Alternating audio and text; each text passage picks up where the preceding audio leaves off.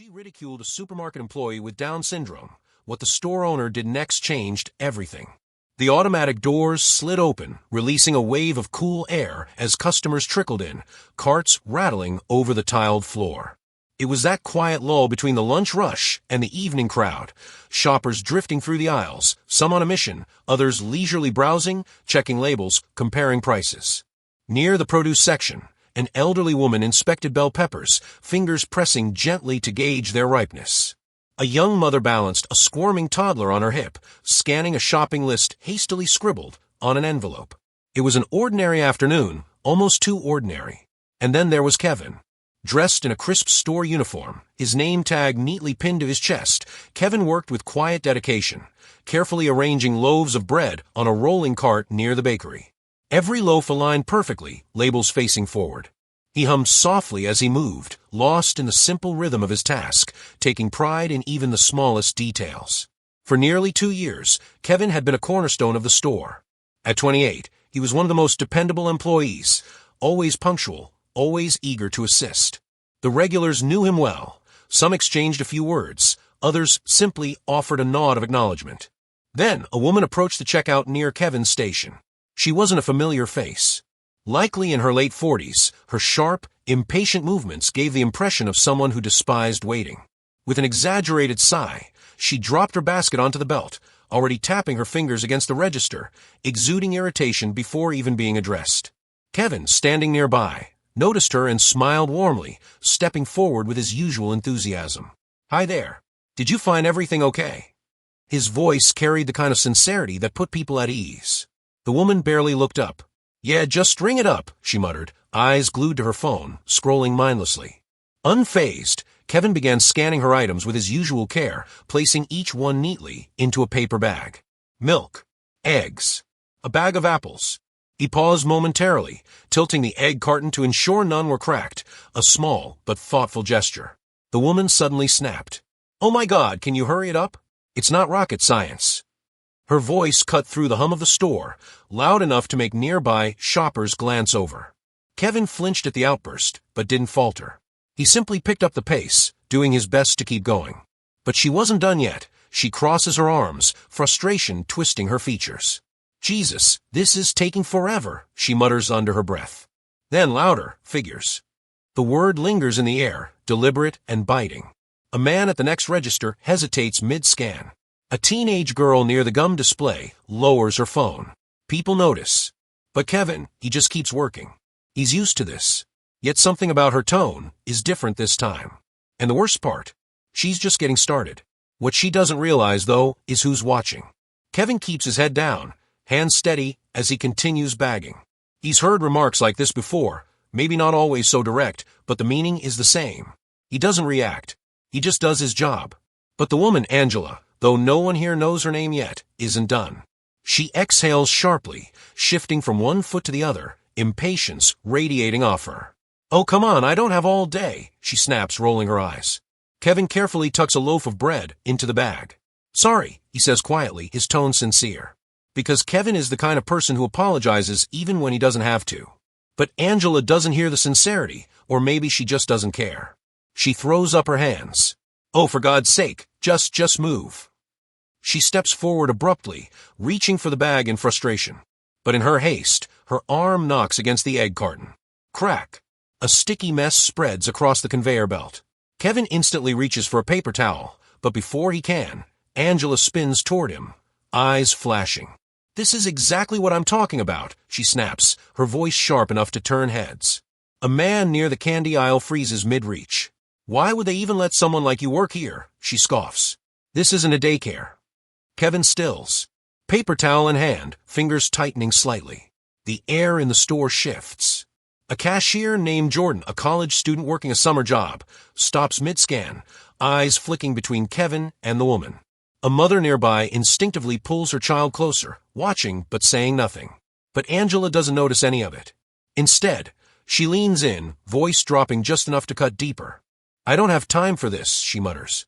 "You shouldn't be working here if you can't even handle something this simple." Kevin swallows hard. The words land heavier than they should. But he won't cry, not here, not now. He just clenches the counter for a moment, steadies himself, then keeps going. He wipes up the mess, clears the broken shelves, and moves to scan the rest of her items. His hands tremble just a little.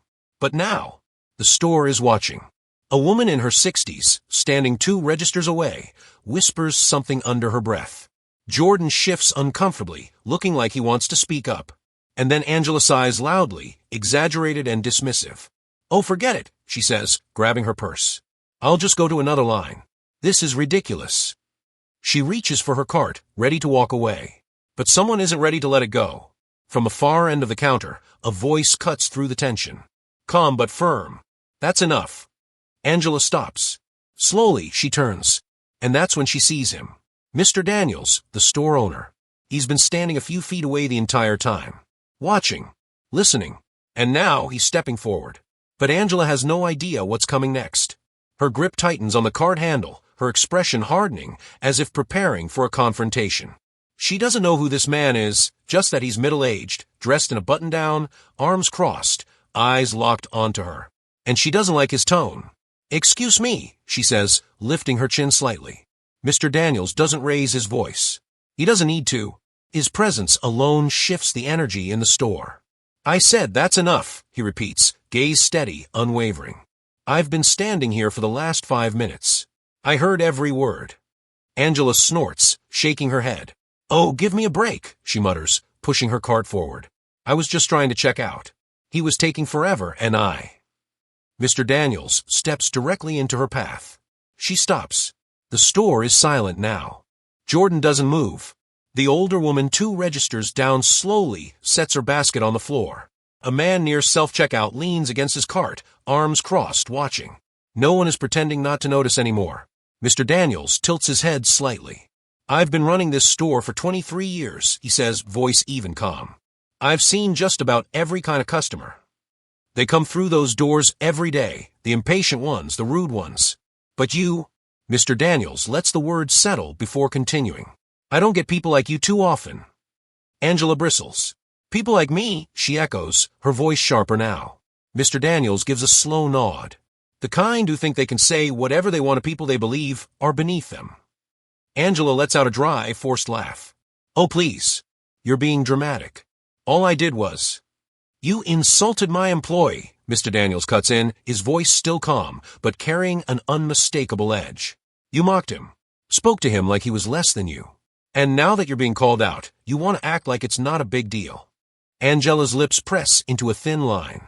She doesn't respond immediately, maybe because she knows she's losing this argument. Kevin is still behind the register, staring at his hands, shoulders stiff.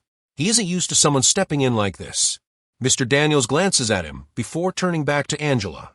"You see that young man right there?" He gestures toward Kevin. "He's been working here for 2 years. He's one of the best employees I have. Shows up on time, never complains, does his job with more care than most people I've hired." Angela crosses her arms. "That's great," she says flatly. Mr. Daniels' jaw tightens, just for a second. "You don't get it, do you?" He exhales through his nose, shaking his head slightly. People like Kevin have to work twice as hard just to be treated with half the respect. And the moment he makes one small mistake, people like you, people who don't even know him, think it's okay to tear him down. Because it makes you feel bigger. Angela's nostrils flare slightly. The silence in the store is unbearable now, pressing down on her from all sides. She can feel the weight of every set of eyes watching, waiting.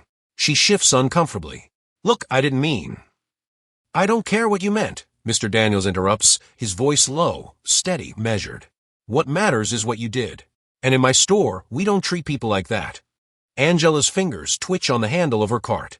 Her face is flushed now, her irritation clear, but she's stuck. Trapped between her own pride and the growing realization that she's already lost this battle.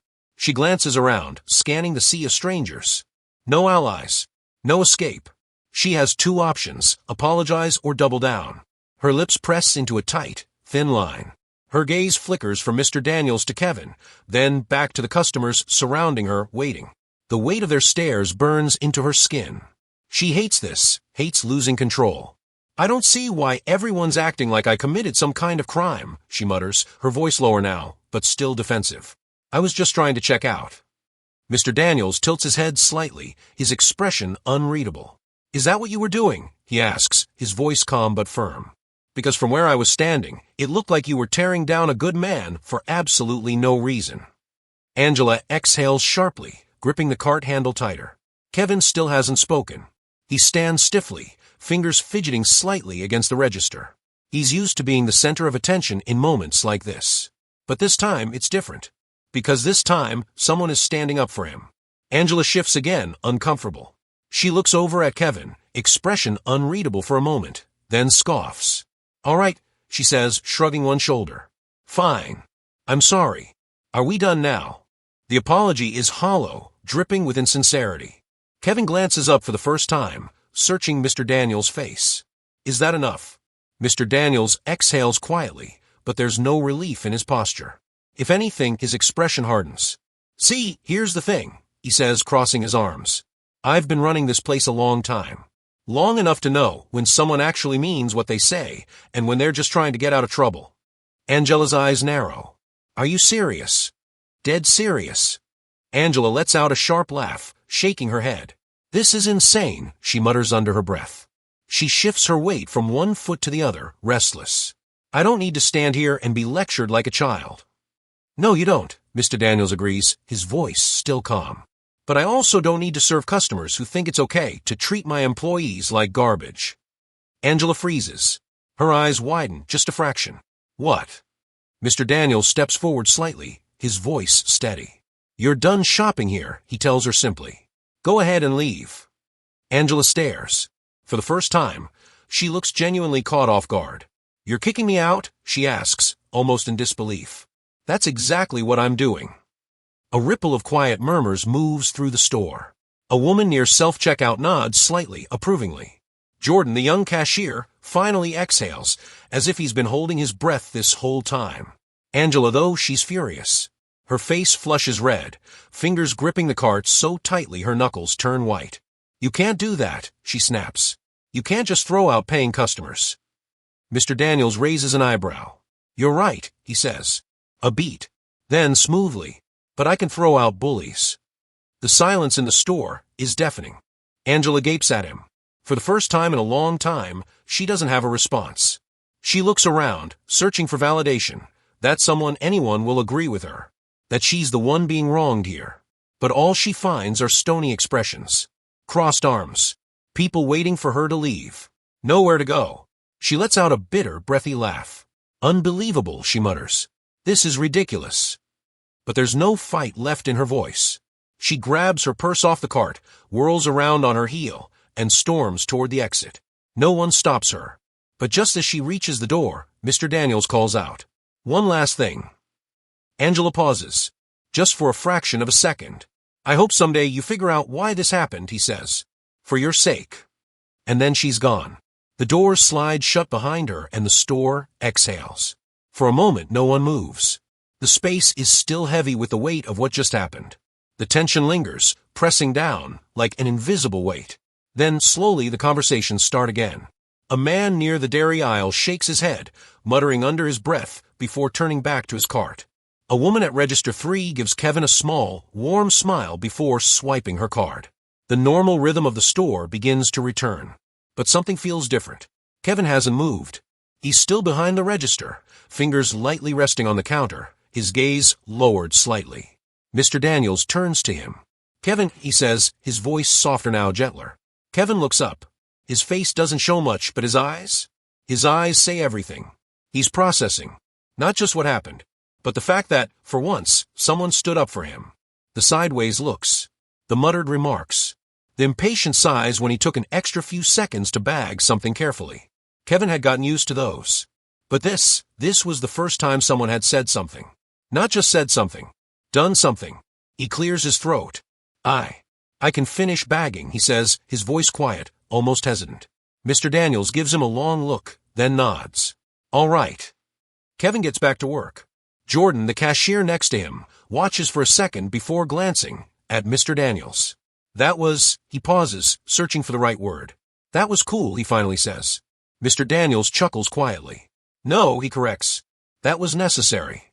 A few registers over, an older woman steps forward. She places a single carton of orange juice on the belt and looks directly at Kevin. "You did a good job today," she says simply. Kevin blinks. It's such a small thing. Such a simple sentence. But it lands heavier than anything else. He nods. "Thank you." And this time he means it. Across the store, people go about their shopping. The world doesn't stop turning. But something shifted today. And Kevin isn't the only one who felt it. Angela is already out the door, already crossing the parking lot. But the words still echo in her head. "I hope someday you figure out why this happened." She reaches her car, yanks open the door, and slides into the driver's seat. But she doesn't start the engine. Because for the first time in a long time, Angela isn't sure if she was right. But is that enough to change her? Her fingers grip the steering wheel tightly, her knuckles turning pale. The parking lot is half full, shoppers coming and going, life moving on. But she doesn't move. She tells herself she's just cooling off. That this whole thing was blown out of proportion. That Mr. Daniels was on some self-righteous power trip. That the people in that store were pathetic for ganging up on her. But deep down, a different thought creeps in. Was I really that out of line? She exhales sharply, staring out the windshield. The words replay in her head. You don't get it, do you?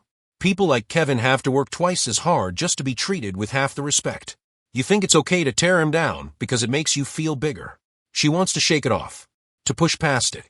But something about it sticks. Because maybe, just maybe, they weren't wrong. She doesn't turn the key right away. Instead, she just sits there, thinking. Inside the store, Kevin is still working. His shift is almost over, but he's not in a hurry. He bags groceries carefully, the way he always does. Takes his time, making sure nothing gets crushed.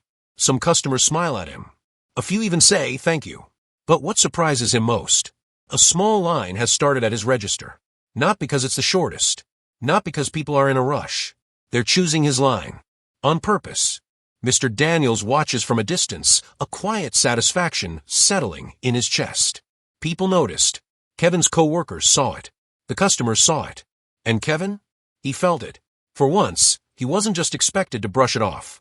To let it roll off his back like it didn't matter. Today, someone stood up for him. And in the end, that mattered more than anything. Angela finally starts the engine. But before she backs out, her eyes drift to the store entrance. Through the glass doors, she sees Kevin at the register. Still working. Still being himself. And then, just for a split second, he laughs. It's small. Just a moment. But something about it hits her in the chest. She doesn't know why. But as she pulls out of the parking lot, something tells her she won't forget this. Not today. Not ever. Respect is free. Standing up for what's right? That costs nothing. But doing nothing? That can cost someone everything. If this story made you think, even just for a second, then it was worth telling. And if you believe in treating people with kindness, with fairness, with the dignity they deserve, then share this. Because sometimes all it takes to change someone's perspective is witnessing a moment like this.